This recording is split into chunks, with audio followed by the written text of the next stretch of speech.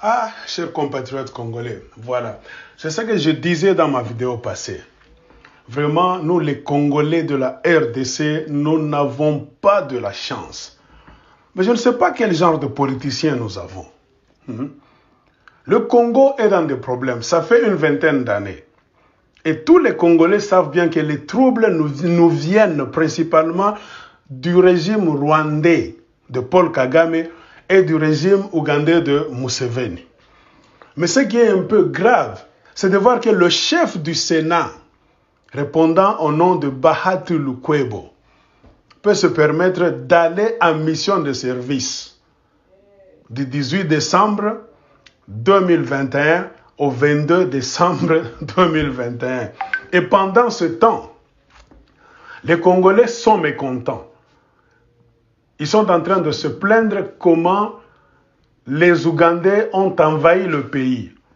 Les militaires ougandais ont reçu la permission du président Félix Tshilombo et ses conseillers de venir entrer au Congo sans informer au préalable le Sénat, ni même le Parlement. C'est-à-dire c'est une affaire maintenant là-bas privée. Et récemment, il y a des problèmes à Goma. Il y a eu même des manifestations. On a même tué des enfants. Pourquoi? Parce que le même régime de Félix Tshilombo, avec des gens comme Bahati à la tête du Sénat et Mbosso au Parlement, ont permis. Ils sont en train de négocier pour que les policiers rwandais puissent entrer à Goma, assurer la sécurité. Est-ce que vous pouvez comprendre ça, chers amis du monde entier? Pendant ce temps, nous sommes un pays richement riche, très riche sur le plan matériel. Nous avons tout ce que les autres n'ont pas.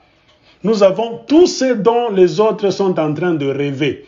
Et si le régime fantoche de Kagame et Museveni, les deux régimes-là, je veux dire, ne nous laissent plus en paix aujourd'hui, c'est parce qu'ils sont en train de venir, ils veulent rester au Congo, venir créer des problèmes pour voler nos richesses. Et ce sont des pays qui sont entrés au Congo et ils ont tué plus de 12 millions de Congolais.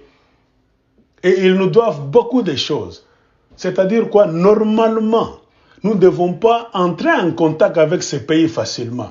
Nous ne devons pas restaurer les relations diplomatiques avec ces pays. Nous devons d'abord ouvrir le dossier du rapport mapping, un rapport cartographié qu'on appelle en anglais mapping report, pour que le Rwanda et l'Ouganda, c'est-à-dire Museveni et Kagame, puissent être traînés devant les cours et tribunaux, pour que ces deux pays-là puissent nous payer, qu'ils soient condamnés, les deux régimes-là, qu'ils puissent nous payer, nous Congolais, pour tout le mal, les méfaits qu'ils nous ont fait. Et voici que Félix Tshilombo à la présidence, Mbosso, qui est à l'Assemblée nationale, Christophe Mbosso et Bahati Lukwebo, sont en train de tout faire, de mettre en place un système pour laver Museveni et Kagame de leurs péchés.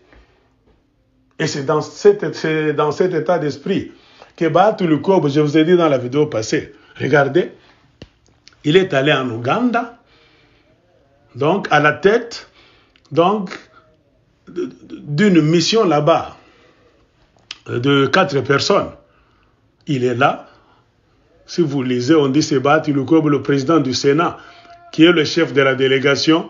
Numéro 2, il y a Moïse Musole, Mwana Mpenzi, qui est conseiller en charge des questions économiques, financières et de la bonne gouvernance au cabinet de l'honorable président du Sénat. Donc, numéro 3, il y a M. Sengo, Chibantalamo Lukwebo. Ça doit être un membre de la famille. Hein? Ici, le titre, c'est que ce M. Sengo là-bas est membre donc de la cellule de communication du cabinet de l'honorable président du Sénat. Donc, Bahati Lukwebo. Et après ça, il y a quoi? Il y a un autre monsieur qui est là, le 4e. Monsieur Arsène Mouniaou Nyamuto. Lui, il est membre de la cellule de communication du cabinet de l'honorable président du Sénat. Ces gens-là sont allés en Ouganda pour faire quoi? L'objet de la mission, c'est pour une visite officielle en vue de prendre part à la cérémonie d'inauguration de l'abattoir, donc d'un abattoir en Ouganda. L'abattoir Zongwu Beef de l'Ouganda. Ils vont donc passer 5 jours là-bas. Donc, remarquez vous-même, ils vont prendre l'avion, frais d'émission à charge du Sénat. Donc, les frais du contribuable. Voyez à quel degré, donc quel est le degré d'inconscience que nos soi-disant autorités en République démocratique du Congo ont. Donc ce Bahati est allé dans ses affaires. Parce que tout est clair. On est en train de tuer les Congolais. Ils ouvrent les frontières du Congo. Le pays est envahi. Le pays. Donc on parle de l'incursion des Rwandais chaque fois. Les gens meurent en Ituri, au nord Kivu, au sud Kivu. Mais on a un homme comme Bahati Lukwebo qu'on a mis au Sénat là-bas dans leur mafia. Il ne se soucie pas donc de la vie des Congolais, de l'avenir du pays Congo. Ils vont trafiquer, fricoter avec les ennemis. Ils sont coude à coude avec Paul Kagame, avec Yoweri Museveni. Et cet abattoir-là, si nous suivons très bien, il doit être actionnaire dans cette histoire. Parce que ce papa a une inconscience là-bas d'un niveau très haut. Un vrai traître qui place ses affaires personnelles, ses affaires de la magouille, de la mafia, donc devant la sécurité des Congolais, devant l'indépendance du Congo. Ces gens ont laissé le Congo dans les mains des Rwandais et des Ougandais. Ils veulent voir les Congolais être esclaves, être en insécurité, tués comme dans l'abattoir, comme les animaux, on les tue dans l'abattoir. Donc il va visiter un abattoir là, dans lequel il a aussi des actions, il est actionnaire là-bas. Donc je pense que, cher peuple congolais, la jeunesse d'aujourd'hui, il nous faut faire quelque chose. Oui, le réveil de la conscience. Et mettre hors d'état de nuire des gens comme des Bahati Lukwebo.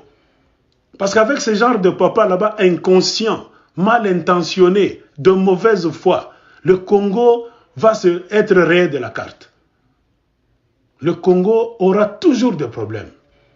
C'est pourquoi nous demandons à tous les Congolais d'être autodidactes vraiment. Nous n'avons plus de leaders. Si on les avait, ce pays-là allait être délivré, libéré depuis longtemps. C'est parce que nous avons des gens qui trafiquent nos minerais avec nos ennemis et qui se rient du peuple congolais, de la jeunesse.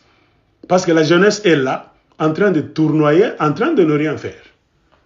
En tout cas, si la jeunesse se prend en charge, et elle doit se prendre en charge. Parce que personne ne viendra libérer la jeunesse congolaise. Elle doit se libérer elle-même.